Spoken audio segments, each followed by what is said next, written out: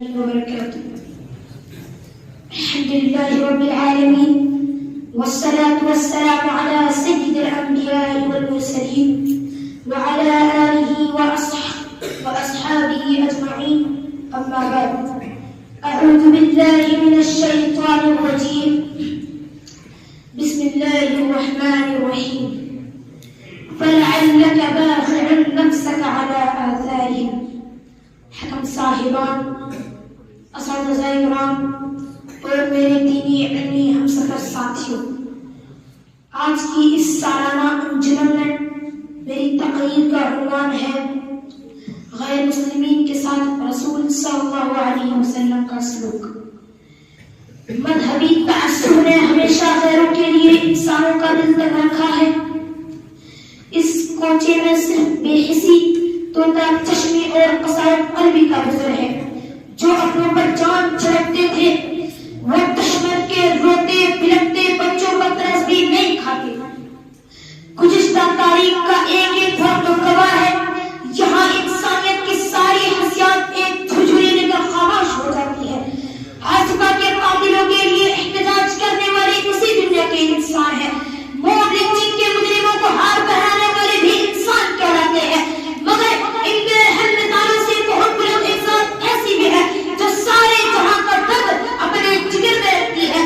دوست وہ دوست ہے، دشمنوں کے قلب میں بھی گھٹتی ہے، ان کا غم اپنے وجود میں پال کر جیتی ہے۔ کبھی کبھار تو فکر مندی اس قدر نڈھال کر دیتی تھی کہ سات آسمانوں کے اوپر سے رب پکار کے کہتا فَلَعَلَّكَ بَاخِعٌ نَفْسَكَ عَلَىٰ آثَارِهِمْ۔ اے محمد، کیا آپ ان کے غم میں اپنے نفس کو ہلاک کر لیں گے؟ آپ کیا سمجھے یہ قدر نہا ان کو کیوں کر پاتا تھا؟ وہ اتنا ہلکان کیوں ہو جاتا تھا؟ کیونکہ وہ رحمت للعالمین تھا۔ سچ کہا ہے، خنجر چلے کسی پہ تڑپتے ہیں ہم امیر، سارے جہاں کا درد ہمارے جگر میں ہے۔ سامعین کرام، سیرت طیبہ کا ہر وقت غیر مسلموں کے ساتھ آپ کی غدار شریفانہ گفتار دلبرانہ کا گواہ ہے کہ مکہ میں آپ کے ساتھ جو کچھ ہوا وہ ایک درد بھری داستان ہے۔ لیکن مکہ کو فتح کیا تو چشم خیر نے دیکھا کہ جانی دشمنوں پر محبت کے پھول برسائے۔ ڈری ڈری وہ بربریت کی ساری روایتیں اپنا سامو لے کر بہ گئی۔ بدلے اور انتقام کی انسانی تاریخ کہہ رہی تھی کہ خون کی ندیاں بہائی جائے گی، لاشوں کے مینار کھڑے کیے جائیں گے، شیطان کا ننگا رقص ہوگا، آنسو کے ایک ایک قطرے کا حساب ہوگا۔ لیکن عام عربی کے اعلان نے اب وہ درگزر کی نئی تاریخ نقل کر دی اور زبان حال سے کہہ دیا مجھ میں تھوڑی سی جگہ نہیں نفرت کے لیے، میں تو ہر وقت محبت سے بھرا رہتا ہوں۔ سامعین کرام، مشرف کا اسلام ہونے والوں میں ایک بڑی تعداد اور ہر مسلموں کی تھی جو آپ کے تیر انداز سے گھائل تھے۔ وہ تمامہ جو نبی کے خون کے پیاسے تھے، ان کو پکڑ کر لایا گیا، نبی کے قدموں کے نیچے ڈال دیا گیا۔ تمامہ امید چھوڑ چکے تھے، زندگی کا گزرا ہوا ایک ایک پل، ایک ایک لمحہ یاد آ رہا تھا، لیکن رحمت للعالمین کا دریائے رحمت جوش میں آیا اور تمامہ کی زنجیریں کاٹ دی گئی۔ کہا تمامہ جاؤ، تم آزاد ہو۔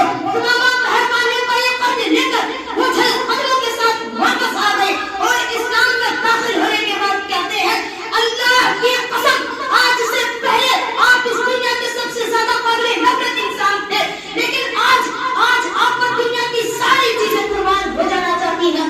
سامعین کرام، یہودی بچہ بیمار ہوا تو انسانیت کا درد جھلک اٹھا، عیادت کے لیے پہنچ گئے۔ یہودی بچے کو مرنے سے پہلے مسلمان کر لیا اور اشکوں سے بھیگے لہجے میں کہا اللہ کا شکر ہے ایک جان جہنم سے آزاد ہو گئی۔ اس میں اپنی تقریر کو ایک شعر کے ساتھ ختم کرنا چاہتا ہوں۔ نظر ملا نہ سکے اس سے اس نگاہ کے بعد، وہی ہے حال ہمارا جو ہے گناہ کے بعد۔ نظر ملا نہ سکے اس سے اس نگاہ کے بعد، وہی ہے حال ہمارا جو ہے گناہ کے بعد۔ میں کیسے ان کی سخت ہوتا مت کو کسی کی چاہ نہ تھی دل میں تیری چاہ کے بعد۔